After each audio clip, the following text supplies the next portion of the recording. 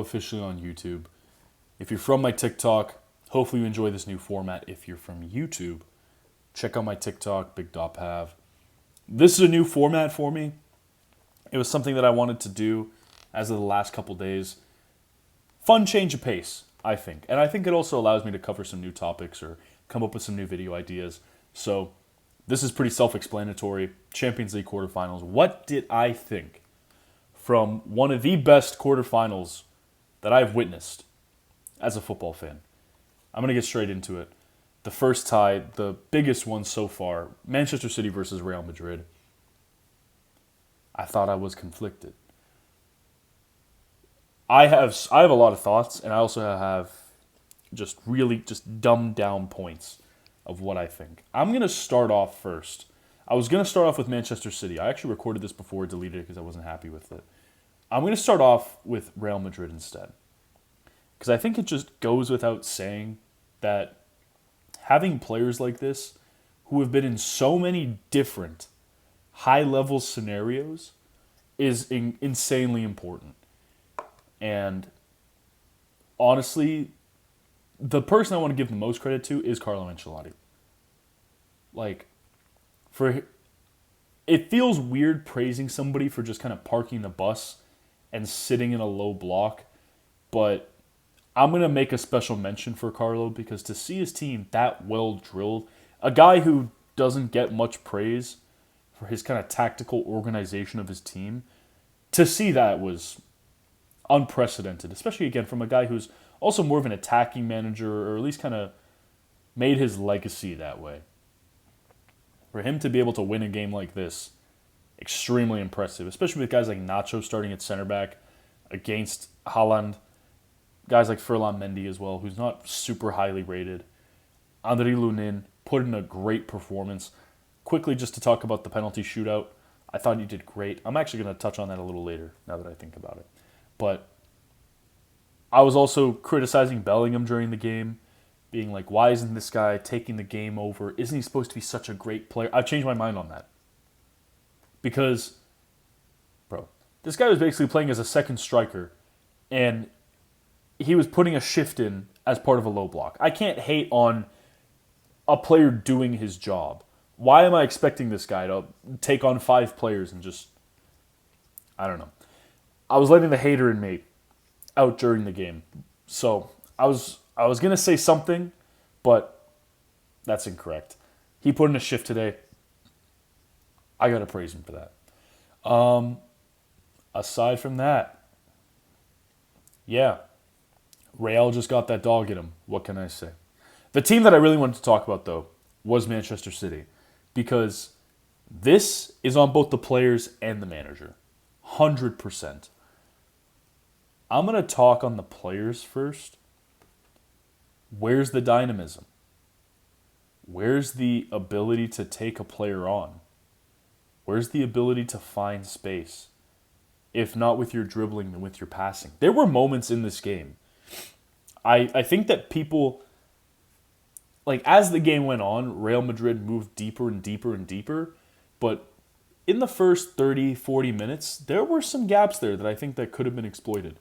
Now, maybe that's just me being an armchair fan, but you just think of it this way. Watch this game today and watch when Manchester City beat Real Madrid at the Etihad last year. The difference in tempo and just how dynamic City were and just the speed of the passing and just the precision and the crispness of the passing. Different level. This City team and the City team from last... uncomparable. You cannot compare the two. And I just look at players like Phil Foden, Bernardo Silva, Jack Grealish, all in the third line of the formation if it's a 4-1-4-1. Bernardo Silva, where was the dynamism? Phil Foden, where was the dynamism? Jack Grealish, he would do this little kind of stutter-stepping dribbling up to Danny Carvajal to the point where he was literally just face-to-face with him and then turn around and pass the ball back. And I'm like, bro, who are you helping with that? Who are you helping with that? Just pissing me off. I thought De Bruyne had a good game. I thought he was a threat from he was a huge threat from set pieces. Got the goal, almost got another one. Um, I'm going to talk about something that upset me, but that's more so when I'm going to be talking about Pep. But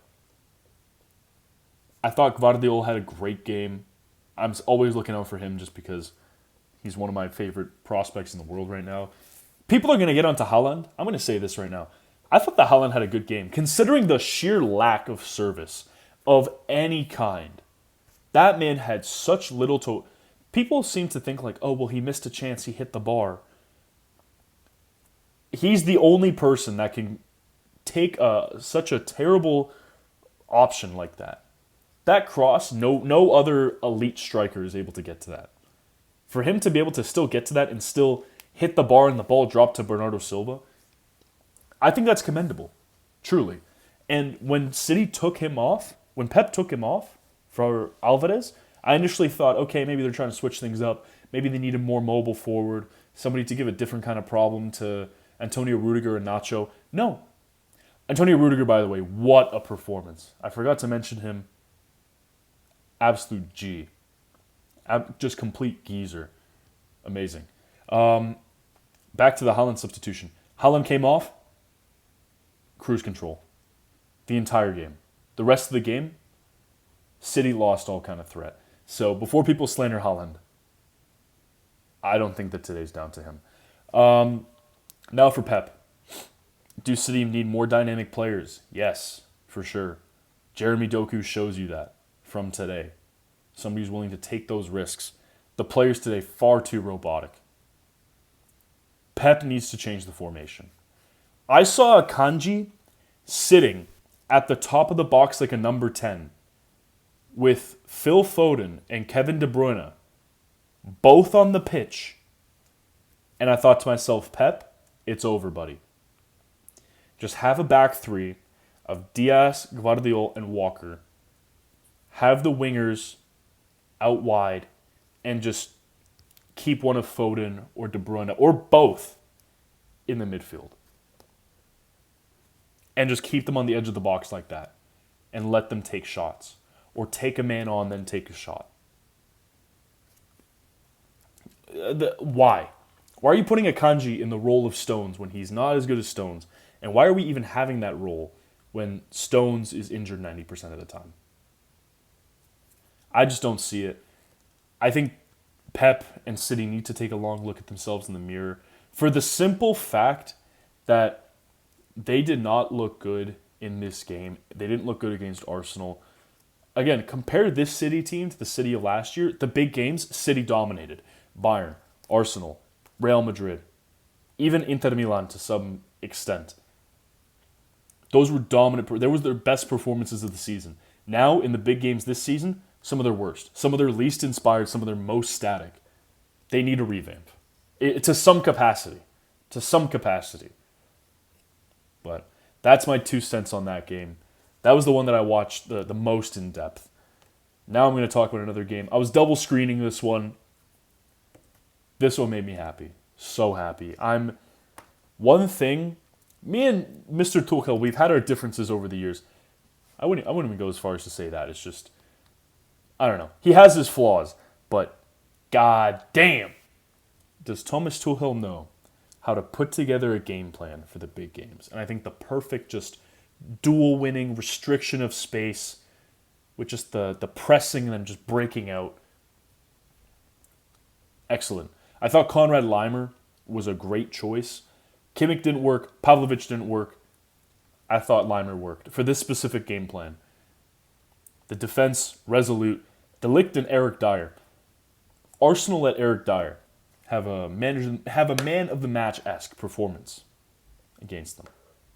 All I'm going to say. But that comes down to the organization of Tuchel. Tuchel knows how to make a game plan that's going to bring the best out of all the players on the pitch. In big games like these. Not consistently, but in big games like these. I thought Musiala was a little bit disappointing. Harry Kane kind of pissed me off. Because when I watched Bayern break, I was thinking to myself, okay, they need to get to their focal point. Where's their striker? And I see Kane just kind of like waddling down the pitch. I say that. He was running, but he's so like not dynamic. I've been using that word a lot today, but I don't know. just not really able to be the big difference maker in big games like these because of the lack of physicality. But that being said, just some teams have. This was a huge talking point on Twitter, and to be honest, I agree. Some teams just have pedigree, and others don't. And also, Kimmich as the right wing back, I like that more than him as a central midfielder. I've fully hopped on that bandwagon now. Thought Neuer was great as well. He had his moments in this game. Again, hats off to Bayern. Again, one of their worst, not one of them, the worst Bayern team in 10 plus years, and they're still in the Champions League semifinal. But let's talk about Arsenal now. This is the team that I really want to talk about. And when I think of their shortcomings, I think of two players in particular. They're two marquee signings because they are synonymous with Mikel Arteta moving away from his philosophy last year. Last year, Mikel Arteta, yes, you want to have a high press, but his whole kind of focus was on in-possession play. And he moved away from that. Why? Because you go and you buy Rice, you go and you buy Havertz. Truly, this is what I think of them. Declan Rice is a center back without any kind of progressive passing ability who's slightly more athletic, is what he is. And then Havertz, litmus test for everybody. If you ask, what is the best quality of a player? You ask somebody that. You ask somebody, this player in particular, what's his best quality? And somebody says, finding space or creating space. That's a shit player. How the hell can you think of somebody as a great player and that's the first thing that you think of? Really? Both those guys. Maybe out of possession, they might work. Havertz doesn't even work out of possession. Maybe out of position Rice works, but just when Arsenal get the ball and they're trying to create something or do something with it, I look at those two and I'm just like, why are they here? Why are they playing in this Arsenal team? Another player as well that I want to mention, I'm just going to mention him because it's funny. Bukayo Saka. Listen, Arsenal fans, come on, level with me here. It's funny. Look at these stat lines. Look at the graphic that I'm putting right beside it. The guy's hobbling off, doing the same routine again. Again. He's walking off the pitch hobbling, just like when you do a set at the gym and you don't do it. And you're shaking your head, being like, yeah, I would normally be able to do that. He's done it so consistently in the past few weeks that this isn't out of hatred. People just find this humorous. And also, Gabriel and William Saliba. Actually, I'm not going to rag on them too hard. They had a poor first leg. Second leg, they looked better. Aside from that, bruh. When Mikel Arteta took off Jorginho, I thought to myself, okay, he's conceded the game here. You're giving up all control for a pressing system worse than Tuchel's. Like, you're going into his yard with a worse method of winning compared to him, if you guys are going to go press for press. So, yeah. No good. No good. And also, by the way, I'm going to say this, Arsenal fans. You guys had a Europa League group. You should have lost to Porto. Porto threw that tie away. Not you. Porto threw that tie away. You were there for the taking, even in the second leg. And then here again. Ridiculous. I don't know. I find it funny how those guys just completely threw the game away. Not the game away, but a golden opportunity in this tie. Next game. Speaking of golden opportunities, Barcelona versus PSG. Now, leading into this tie, I thought that Barcelona would pull it out just because I thought to myself, there's no way that PSG are going to make it look as easy as people think. No chance. And obviously they didn't, but I just think that Barcelona, in terms of how they were set up, in terms of how they were coached going into the game, and from what I saw 11v11, they were the better coached team. I thought. Lamine Yamal, great assist for Rafinha. And I thought to myself, you know what? Barca are going to run away here. They're the better team. And then the red card happens. And I'm going to keep it a buck. I don't think that was a red.